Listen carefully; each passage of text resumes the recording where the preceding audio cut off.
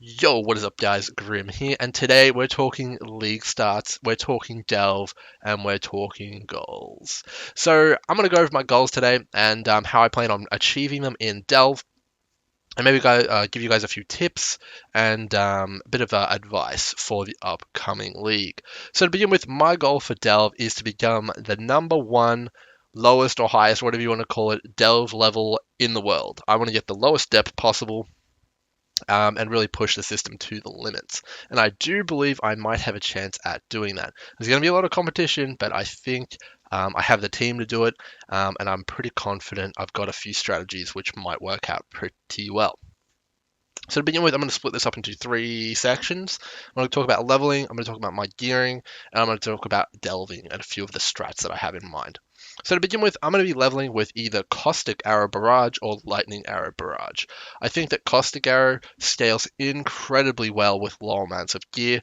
Just looking at the numbers, it seems like a very strong pick if you want to level up a bow character. Traditionally, it always has been a very strong pick, but now it's even more powerful. So I may be looking at using Caustic Arrow. Even for single target, honestly, it's that strong.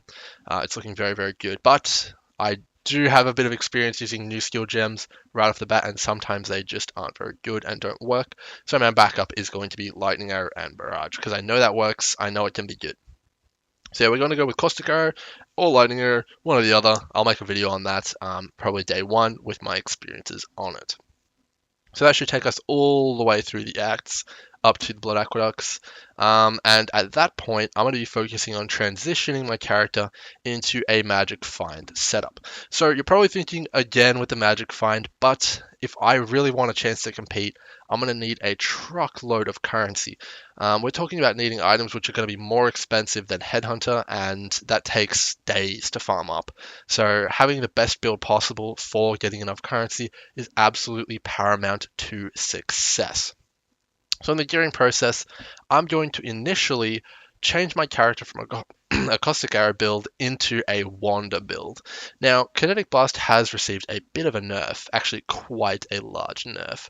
I think it's still going to be good though, so I'm going to give it a go, and hopefully the most OP early game unique item, Piscator's Vigil, will carry me to victory. But I have a backup plan as well if KB isn't good anymore, and that is Power Siphon. So I've played around with Power Siphon quite a bit in the past, and it is quite powerful.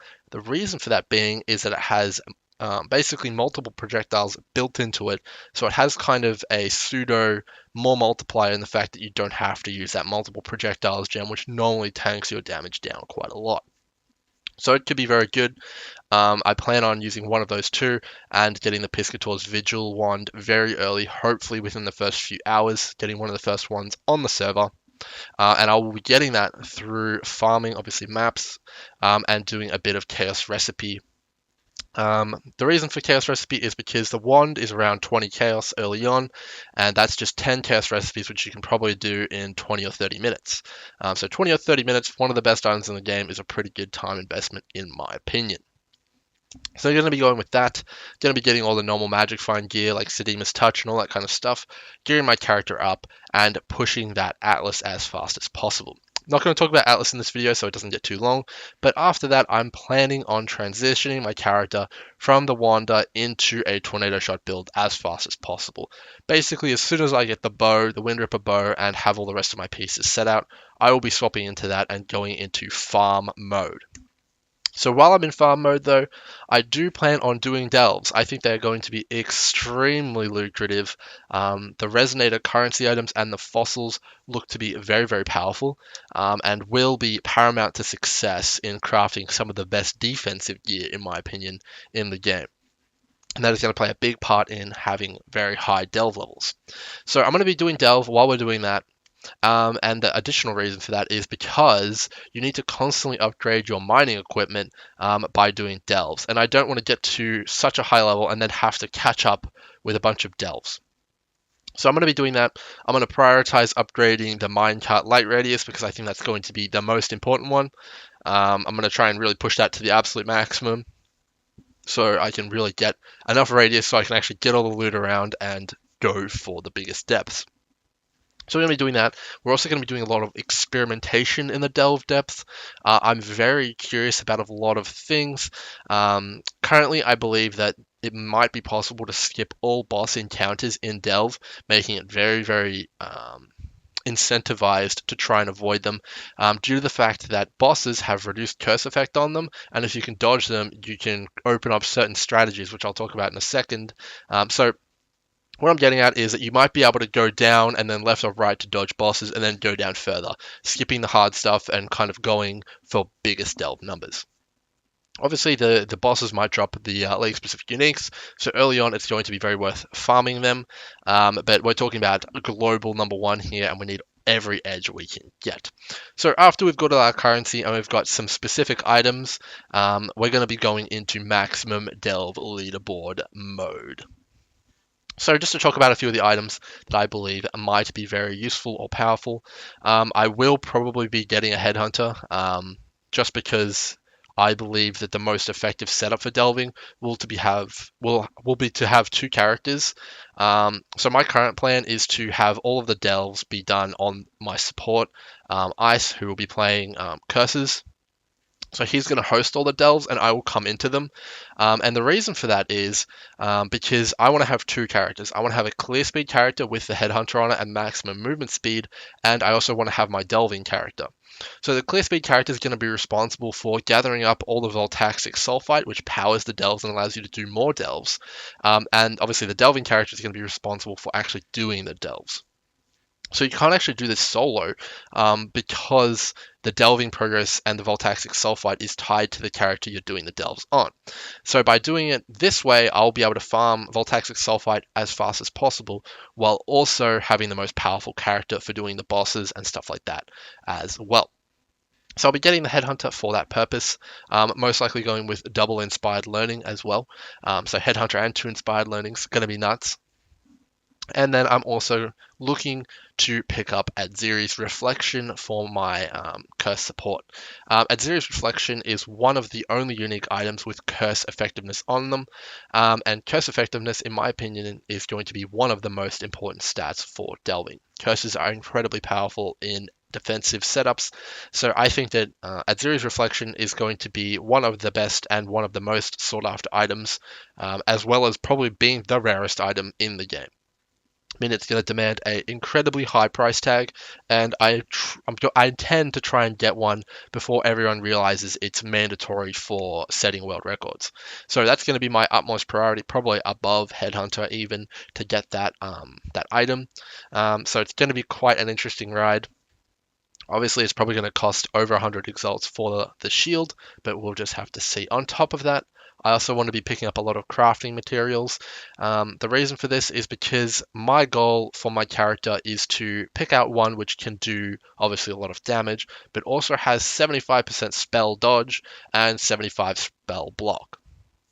So the reason for this is it's probably the most defensive mechanic in the game, which is viable in groups. It's impossible to get a full group with supports to have 100% elemental immunity. That's very much a solo player approach, and solo players aren't going to get the highest delve levels. So the only other option for players playing in groups defensively is to go for max block and max dodge.